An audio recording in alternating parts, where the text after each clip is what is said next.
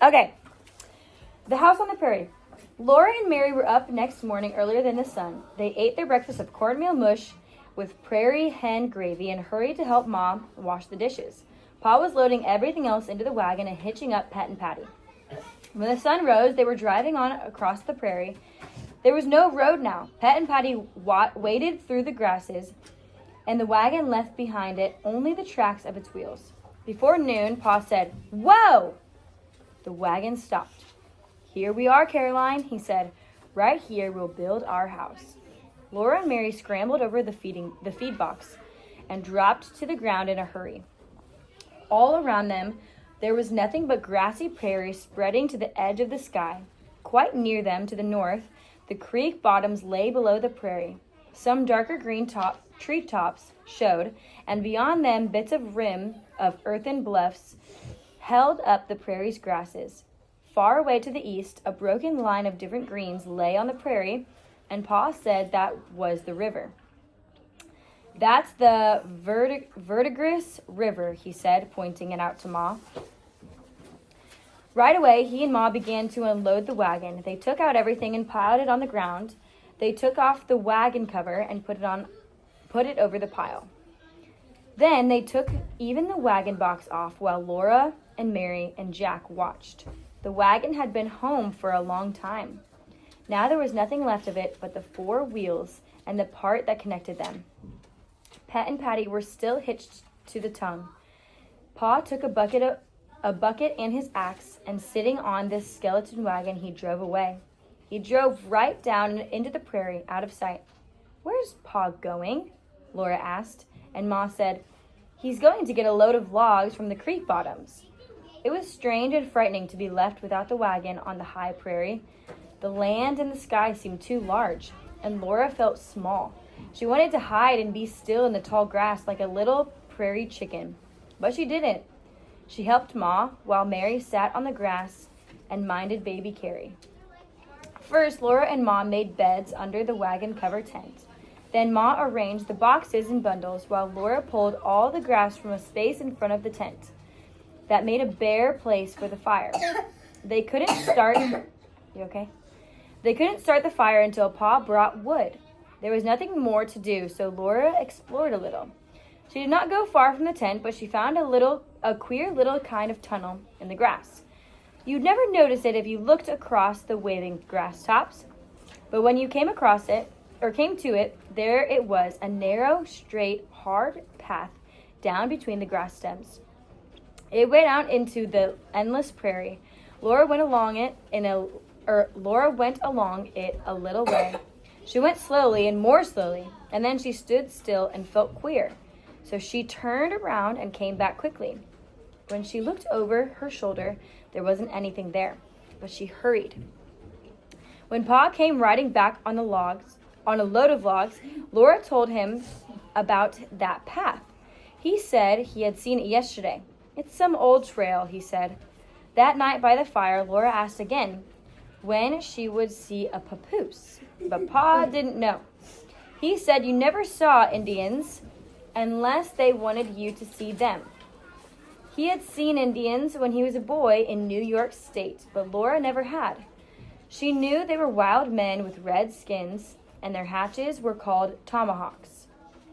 Pa knew all about wild animals, so he must know about wild men too. Laura thought he would show her a papoose someday, just as he had shown her fawns and little bears and wolves. For days, Pa hauled logs. He made 2 piles of them, one for the house and one for the stable. There began to be a road where he drove back and forth to the creek bottoms. And at night, on their picket lines, Pet and Patty ate the grass till it was short and stubby all around the log piles. Pa began the house first. He paced off the size of it on the ground. Then with his spade, he dug a shallow little hollow along 2 sides of that space. Into these hollows, he rolled 2 of the biggest logs.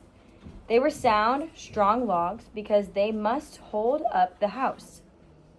They were called sills.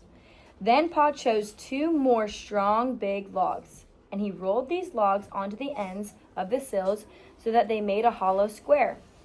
Now with his axe he cut a wide, deep notch near each end of these logs. He cut these notches out of the top of the log. But with his eye he measured the sills, and he cut the notches so that they would fit around half of the sill. When the notches were cut, he rolled the log over, and the notches fitted down over the sill. That finished the foundation of the house.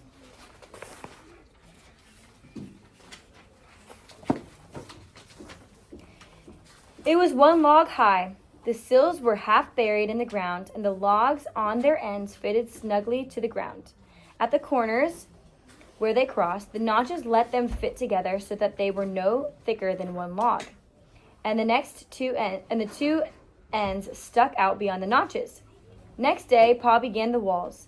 From each side, he rolled up a log, and he notched its ends so that it fitted down over the end logs. Then he rolled up the logs from the ends and notched them so that they fitted down over the side logs. Now, the whole house has 2 logs high, but logs fitted solidly together at the corners. But no log is ever perfectly straight, and logs are all bigger at one end than at the other end, so cracks were left between them all along the walls. But it did not matter, because Pa would chink those cracks. All by himself, he built the house 3 logs high. Then Ma helped him. Pa lifted one end of the log onto the wall, and Ma held it while he lifted the other end. He stood up on the wall to cut the notches, and Ma helped roll and hold the log while he settled it where it should be to make the corner perfectly square. So log by log, they built the walls higher till they were pretty high, and Laura couldn't get over them anymore. She was tired of watching Pa and Ma build the house, and she went into the tall grass exploring. Suddenly, she heard Pa shout, "Let go! Get out from under!" The big, heavy log was sliding. Pa was trying to hold up his end of it, but to keep it from falling on Ma. He couldn't. It crashed down. Ma huddled on the ground. She got to Ma almost as quickly as Pa did. Pa knelt down and called Ma in a dreadful voice, and Ma gasped, I'm all right. The log was on her foot. Pa lifted the log, and Ma pulled her foot from under it. Pa felt her to see if any bones were broken. Move your arms, he said. Is your back hurt? Can you turn your head? Ma moved her arms and turned her head.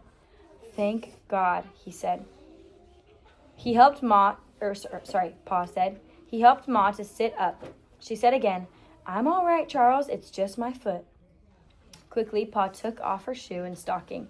He felt her foot all over, moving the ankle and the instep and every toe. Does it hurt much? He asked. Ma's face was gray and her mouth was a tight line. Not much, she said. No broken bones, said Pa. It's only a bad sprain. Ma said cheerfully, Well, a sprain soon mended. Don't be so upset, Charles. That's the log falling on Ma. I blame myself, said Pa. I should have used skids. He helped Ma to the tent. He built up the fire and heated water. When the water was as hot as Ma could bear, she put her swollen foot into it. It was providential that the foot was not crushed. Only a little hollow in the ground had saved it. Pa kept pouring more hot water into the tub in which Ma's foot was soaking.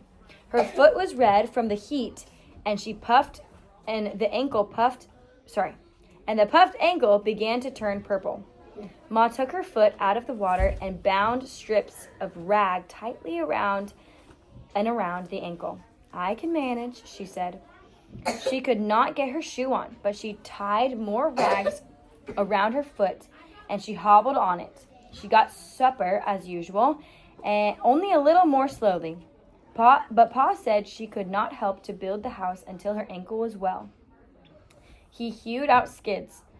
These were long, flat slabs. One end rested on the ground, and the other end rested on the log wall. He was not going to lift any more logs. He and Ma would roll them up these skids. But Ma's ankle was not well yet.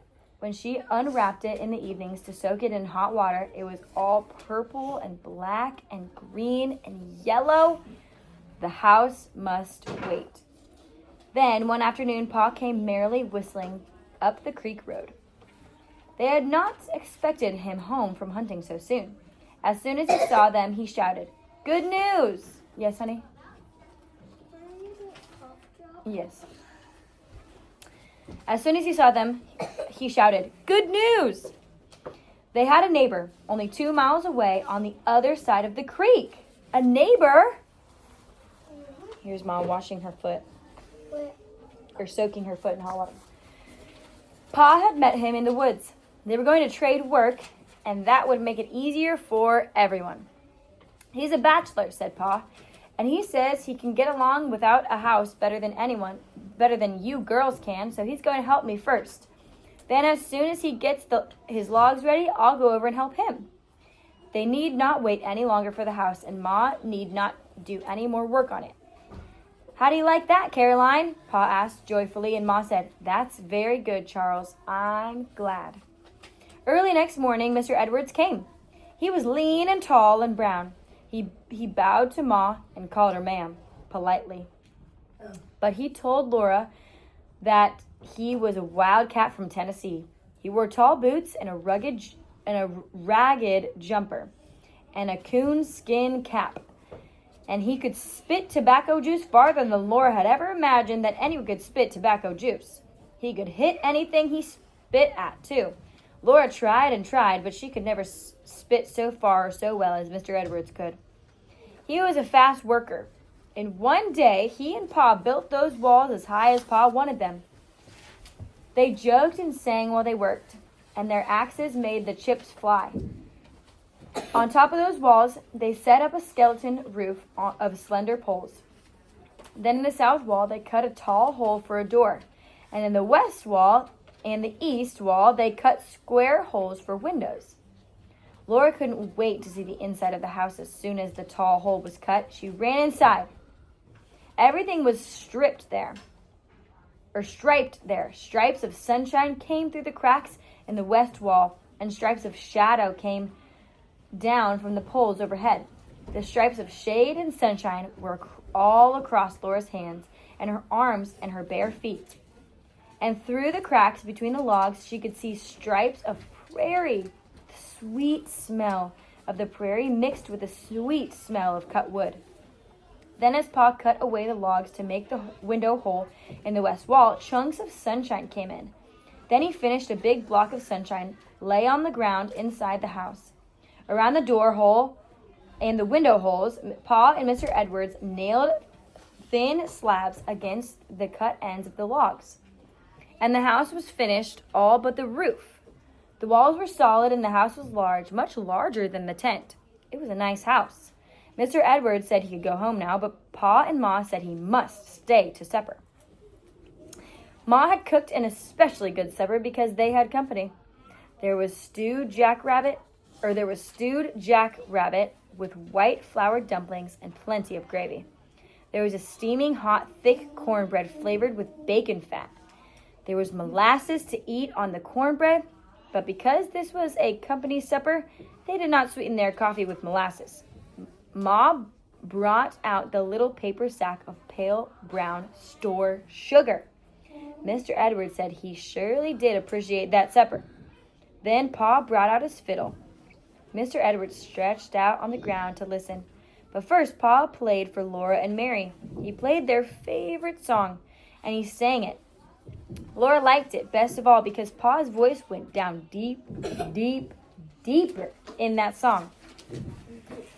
Oh, I am a gypsy king. I come and I go as I please. I pull my old nightcap down and take the world at my ease. Then his voice went deep, deep down, deeper than the very oldest bullfrogs. Oh, I am a gypsy king. Do you think that's what he did? They all laughed. Laura could hardly stop laughing. Oh, sing it again, Pa, sing it again, she cried before she remembered that children must be seen and not heard. Then she was quiet. Pa went on playing, and everything began to dance. Mr. Edwards rose up on one elbow. Then he sat up, and he jumped up, and he danced. He danced like a jumping jack in the moonlight, while Pa's fiddle kept on rollicking, and his foot kept tapping on the ground, and Laura's hands and Mary's hands were clapping together, and their feet were patting too. "You're the fiddlest fool that I ever see."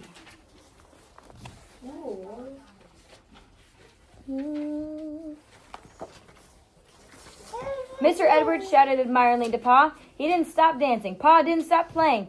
He played Money Musk and Arkansas Traveler, Irish Washerwoman, and the Devil's Hornpipe. Baby Carrie couldn't sleep in all that music. Make sure you follow on, please. She sat up in Ma's lap, looking at Mr. Edwards with round eyes and clapping her little hands and laughing. Even the firelight danced, and all around its edge the shadows were dancing. Only the new house stood still and quiet in the dark, till the big moon rose and shone on its gray walls and the yellow chips around it. Mr. Edwards said he must go. It was a long way back to his camp on the other side of the woods and the creek. He took his gun and said goodnight to Laura and Mary and Ma. He said a bachelor got mighty lonesome, and he surely had enjoyed this evening of home life. "Play Ingalls," he said. "Play me down the road." So while he went down the creek road and out of sight, Pa played, and Pa and Mr. Edwards and Laura sang with all their might. Old Dan Tucker was a fine old man. He washed his face in the frying pan. He combed his hair with a wagon wheel and died of the toothache in his heel. Get out of the way for old Dan Tucker. He's too late to get his supper. Supper's over and the dishes washed. Nothing's left but a piece of squash. Old Dan Tucker went to town, riding his mule, leading a hound. Far over the prairie rang Pa's voice and Laura's little one, and faintly from the creek bottoms came a last whoop from Mr. Edwards. Get out of the way for old Dan Tucker. He's too late to get his supper. When Pa's fiddle stopped, they could not hear Mr. Edwards anymore. Only the wind rustled in the prairie grasses. The big yellow moon was sailing high overhead. The sky was so full of light that not one star twinkled in it, and all the prairie was a shadowy mellowness. Then, from the woods by the creek, a nightingale began to sing. Everything was silent listening to the nightingale's song. The bird sang on and on. The cool wind moved over the prairie, and the song was round and clear above the grasses, whispering. The sky was like a bowl of light, overturned on the flat back land. The song ended. No one moved or spoke. Laura and Mary were quiet. Pa and Ma sat motionless. Only the wind stirred, and the grasses sighed. Then Pa lifted the fiddle to his shoulder and softly touched the bow to the strings. A few notes fell like clear drops of water into the stillness. A pause, and Pa began to play the nightingale's song. The nightingale answered him. The nightingale began to sing again. It was singing with Pa's fiddle. When the strings were silent, the nightingale went on singing. When it paused, the fiddle called to it and sang it again. And it sang again. The bird and the fiddle were talking to each other in the cool night under the moon. The end.